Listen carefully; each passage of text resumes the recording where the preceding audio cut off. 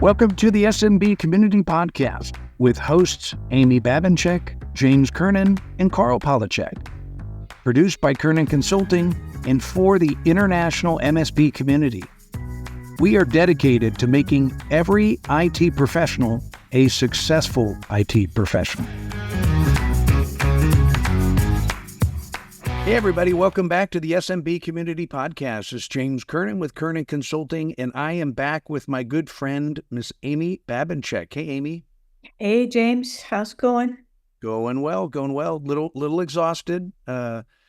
Busy week last week. Just trying to recover. Hopefully it's all good, productive stuff and not just busy work. I had a super busy weekend getting my boat over to where it's going to be stored for the winter. It's that time of year. It's a little bit early, but I felt like I had so much to do. It was time to get that in motion. So get that all wrapped up. Are you all good to go? I'll make another trip up there. We have a couple things that we want to do on the boat after they get it pulled out. So, the Marine is going to call me and let me know when they've got it into place, and then we'll head up there and do the kind of couple little projects we want to do on it. I'm gonna keep my fingers crossed, and I'm gonna be traveling this week out to Denver, and then I'll be back, and then I'll be in California for a week, kind of mid-October. I'm gonna see if I can squeeze out maybe another 3 or 4 weeks of boating season. So I'll keep my fingers crossed that we're not hit by some freakish blizzard or something. So you never know when you get into October, it could happen, but yeah, it'll melt off. It'll be fine. Exactly. Well, hey, let's dive right into it. We got a great question of the week. We're going to start with that. And then we've got some other headlines that we want to showcase and chat about as well. So how about this one? This is a great one. Should I cut my prices to win more business? Should I cut my prices to win more business? So that's all about, it could mean a lot of different things, matching your competitors' pricing or just cutting prices. So what are your thoughts on that to try to win more business? Is that a good strategy or not? No, that's a lousy strategy. In my peer group, one of the guys is actually having this struggle in that in a way, right? He's got a client that's been a customer of his for quite a while, and they're on a lower pricing plan than the others, right? He hasn't ramped them up, right? He ramped up new customers, but he kind of left this one sitting there because he didn't think that they would pay the higher price. Well, guess what? It turns out they're kind of a lousy customer. They're a really big one, so he's reluctant to get rid of them. But when they're paying less, they're just not a great fit for you. You have to treat them differently. And if you're doing that at the point of when you're winning the business, they're going to remember that they got one up on you.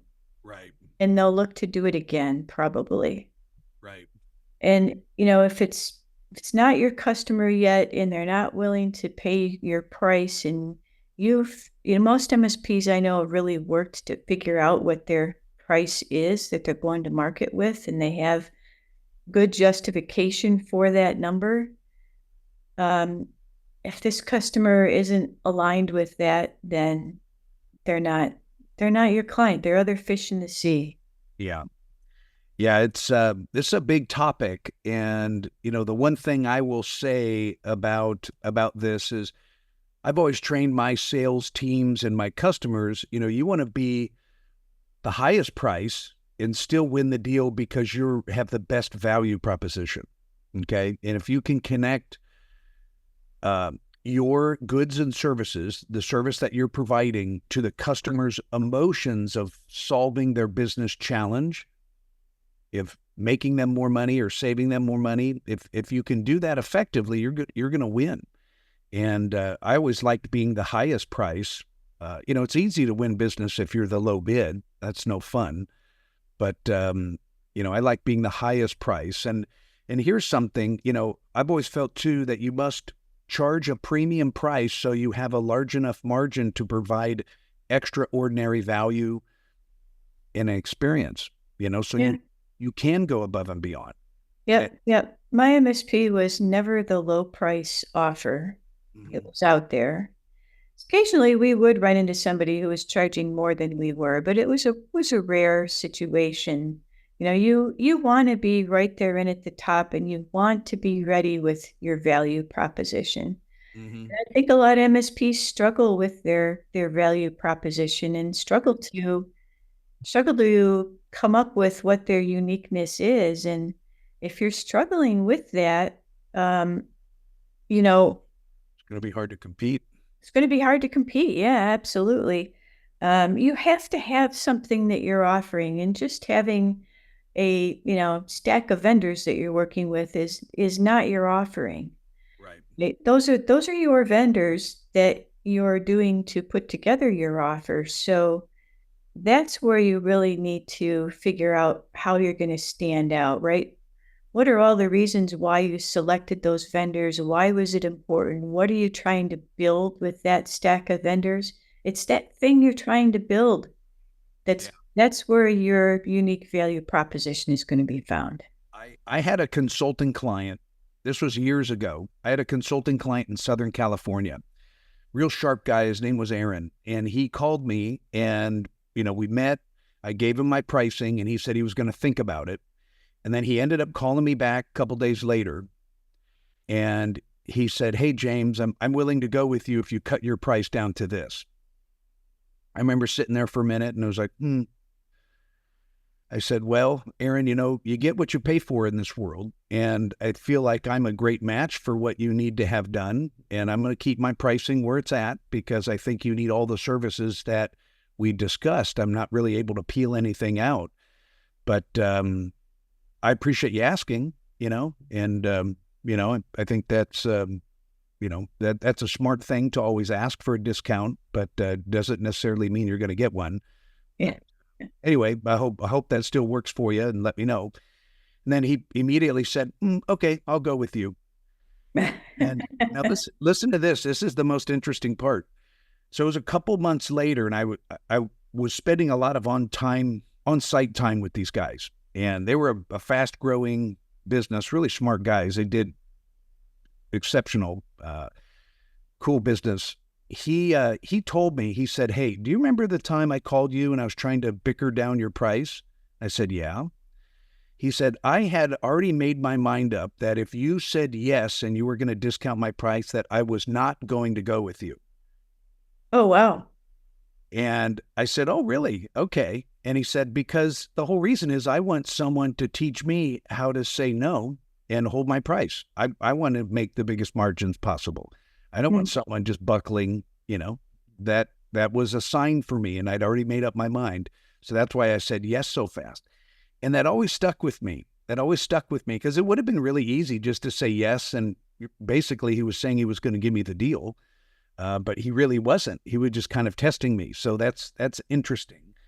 So it is, so I wanted to have here's a non-technical story. I wanted to have my basement finished. yeah. And I really wanted to hire someone to do it for us because we were just moved into the house and we had a lot of other things going on. And we ended up doing it ourselves after talking to multiple contractors, because what kept happening is I was taking my time making the decision. So they kept calling and lowering their price, and every one of them did that. And then I felt like because they were lowering their price, I couldn't trust them. Yeah. Right? I didn't find a contractor that I could trust. They were trying to win my business by lowering the price, and that made me feel like I was being taken advantage of them. So let me ask by them in the first quote that I got, right? Right. Well, you must have been gouging me. Now you're offering me 20% less. Well, Right. now I don't feel good about doing business with you, right? Yeah. So let me ask you an important question. Why were you being indecisive, or why were you kind of waiting? Were you just really busy? And Yeah, we just had a lot of things going on. We recently moved into the house. We had a lot of things happening, Was my and guess. yeah, You guys listen to what Amy just said. It's really important. I know I'm guilty of this. If I've got a customer, a hot prospect, and then they ghost you. And what normally happens why you're being ghosted is not because they went with someone else or not because they're mad at you or they don't understand your value proposition. Normally it's because they're really busy. That's normally what's happening. So the worst thing you can do is just go back and drop your price. yeah, be patient. Yeah, be patient. Be cool, calm, collective, and be patient and find out, what's going on. I get that question all the time in our peer groups and from one-on-one clients. It's like, hey, just take your time. Don't look desperate. Mhm. And it eroded your trust. It's a perfect example. That's great. Listen to this quote. I love this. I found this Benjamin Franklin quote, the man of wisdom, right? You found that on the internet, right? Because he's famous for his internet quotes. His internet, just like Sasquatch. No, this is a good one because it talks about quality. It said the bitterness of poor quality lingers long after the sweetness of a cheap price is forgotten. Okay. So the bitterness of poor quality lingers long after the sweetness of a cheap price is forgotten. So I love that. You I got love to it kind of too. think about that one. And it's like, oh, that's good. It is a good one. So, all right, cool. And what the one thing I will say about discounting, because this is kind of part two of the question or part two of our response, I guess. I think if someone just doesn't have the budget to do the solution that you're offering, I still think it's okay for you can't just discount your price.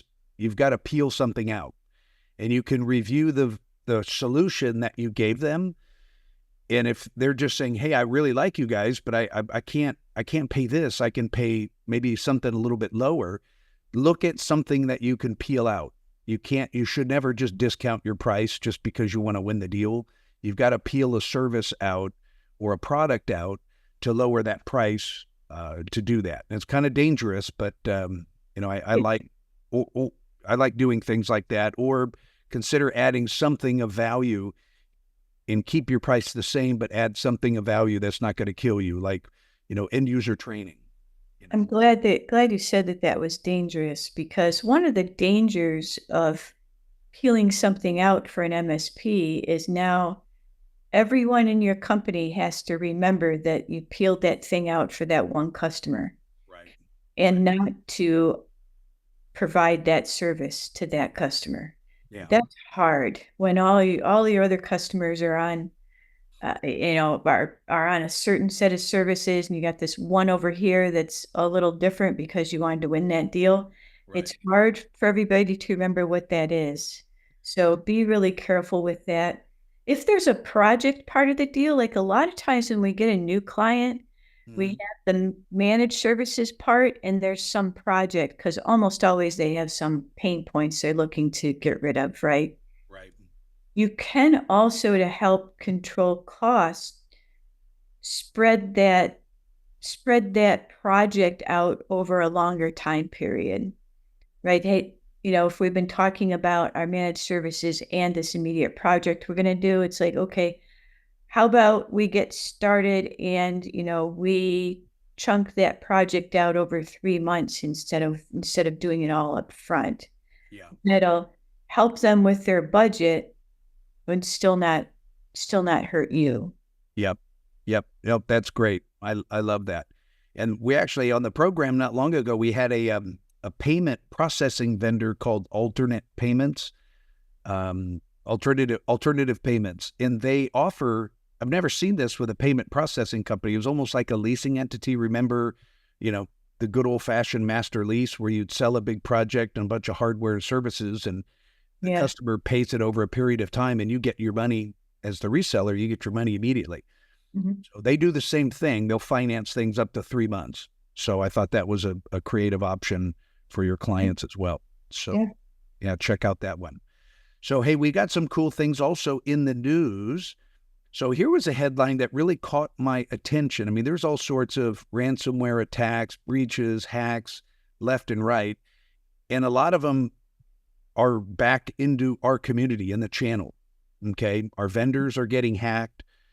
Many of you have had episodes. This was one, an MSP in the UK was fined $7.7 million. That was a ruling that came down because it was proven that they failed to protect personal information of its customers when it was hit with ransomware.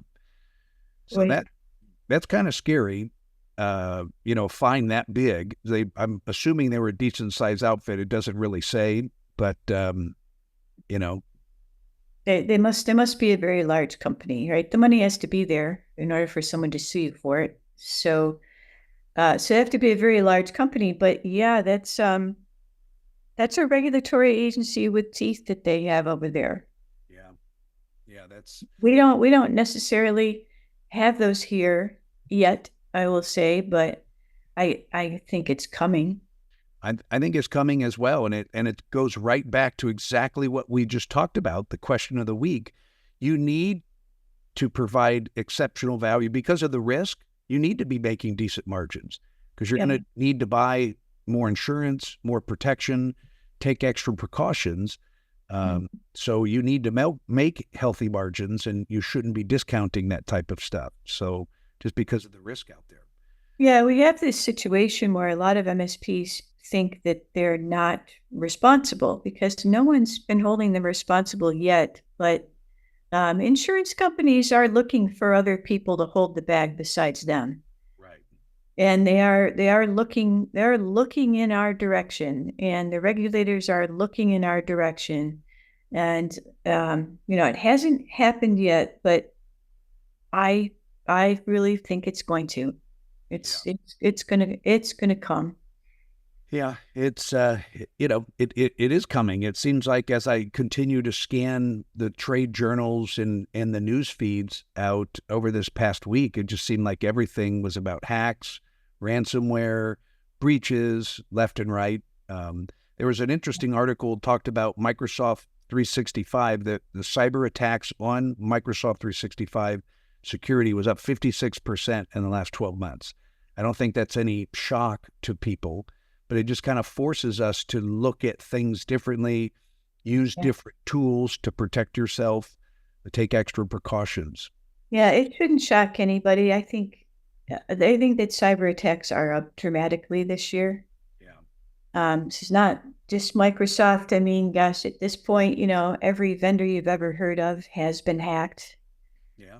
You should just assume that they are, and that's Yep. rolling downhill to us quickly. So we need to be really concerned about that and take evasive actions for sure. Everybody's getting better at doing security, but we're really going to have to up our game. Now, I saw this week that Jenna Easterly, with CISA, she was interviewed and she said that we need to start changing our terminology and stop talking about vulnerabilities and start talking and rephrase that terminology to product defects. Interesting. That's a big deal because Yeah. product defects have a legal definition to them, right? When you're talking about product defects, everybody knows what a product defect is when you're talking about something physical. She's saying we need to begin applying that to software also. So she has big sway. So she shouldn't make any friends with the software community with that suggestion, but Exactly. she will do with consumers and privacy advocates for sure. So Right. times are definitely changing. They are certainly changing. Hey, and I know you are a Microsoft MVP. So what are your thoughts on the new Copilot Wave 2 that was released last week? It's really great to see it move forward. And the thing that was really interesting to me about this is Microsoft said they had 800 requests for new features in Copilot, Hmm. and they implemented almost all of them. It was some number greater than 750, not all 800, but a lot. So Wow. the user feedback and the time you take to provide that feedback, it went straight into the product. I And love it. I've heard Microsoft say that's how their development teams build their to-do lists. They Hmm. look at those feedbacks and the upvotes on the feedback, and that's how they build their priority list. So we're seeing it in Copilot, and then of course they came up with their own set of new features that they were building in as well. And I'm still learning about it. There's obviously a lot to learn because they pushed a ton of new features into this wave. First time I've heard them call it wave instead of version. So a new piece of new terminology for us to get used to there too. So Exactly. it, Yeah. Well, it, I'm excited. At our one of our last conferences, we had you come in and talk about Copilot and do some live demos in front of our audience. So I can't wait for this for the additional features to be shared. We'll have to get you back. yeah, Maybe. we showed off some of the features and then how to secure it, which is important too. Yeah. So yeah, and then of course all that will have to be updated now with Wave 2. Right. Yeah, and that's a really good point. We talk about AI, and leveraging all these different data sources and then making them available publicly. It's a very dangerous thing. So as you're implementing your AI strategy, not just for yourselves, but more importantly for your customers, make sure that you've got a strong security posture around all of that because you're opening up all sorts of holes. And I know most of you know that. I just wanted to emphasize that again because we're constantly talking about AI and Chat GPT and Copilot tools like that to increase productivity and that you should be using them, but make sure that you are strategizing around security at the same time. Yeah, the other thing I'll say is we're really seeing the split now between the feature sets available for the free version of whatever AI Yeah. you've got and the paid version, right? So and they all have them now, Chat GPT has it and Google Gemini has it and Copilot has it. So it's come to the point where you're not going to be getting good results if you haven't paid for the licensing on those. So just plan to do it. Yeah. Yep. Exactly. Well, that's it from a topic standpoint. From an event standpoint, there's a lot of great events going on. It always seems like fall's the kind of busiest time of the year, especially once all the kids are back in school, summer's over, but things really pick up. I'm going to be on the road quite a bit.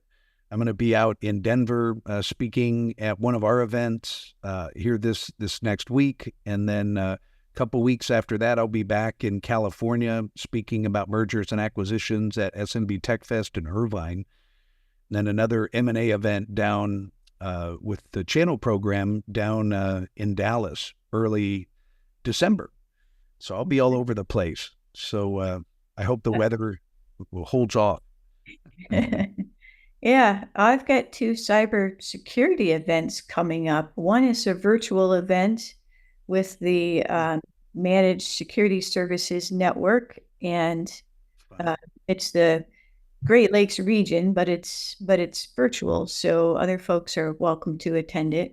And then, since I'm in town for October, which is unusual for me, I'm usually out at a conference in Australia. For the first time ever, I get to go to the cybersecurity conference that's put on by the state of Michigan. So the state puts on their own cybersecurity Oh, cool. event, and I get to go this year. So I'm pretty excited about that. So those are my October events. Good for you. Good for you. You're a lot busier. I think last time we chatted, you weren't doing much at all. I know somebody must have heard me say that and just filled my calendar up. So it's getting I'm, fuller and I'm fuller. jealous about the virtual event. Those are always fun, but it is fun to travel. I do prefer the face-to-face events, but sometimes when you feel like you're traveling too much, the virtual ones are easy, you know. Yeah, the managed service security network is interesting because they do all their events virtual, but they still do them on a regional basis. So Hmm. they promote each of them regional and they have speakers from that region. And so they try to tailor each of those to the different region focus. So this one is the Great Lakes region. Hmm. Wow, awesome.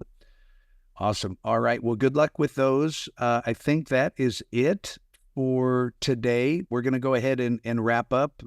You guys, if you have any questions, Amy and I would love to hear from you. Just reach out anytime at the SMBcommunitypodcast.com. You could submit your question there or just send it over to me, James at kernanconsulting.com. We'd love to hear from you. Any questions that you have, any concerns that you have, or any feedback. We love the engagement that we've been getting. It's really picked up a lot lately. So thank you.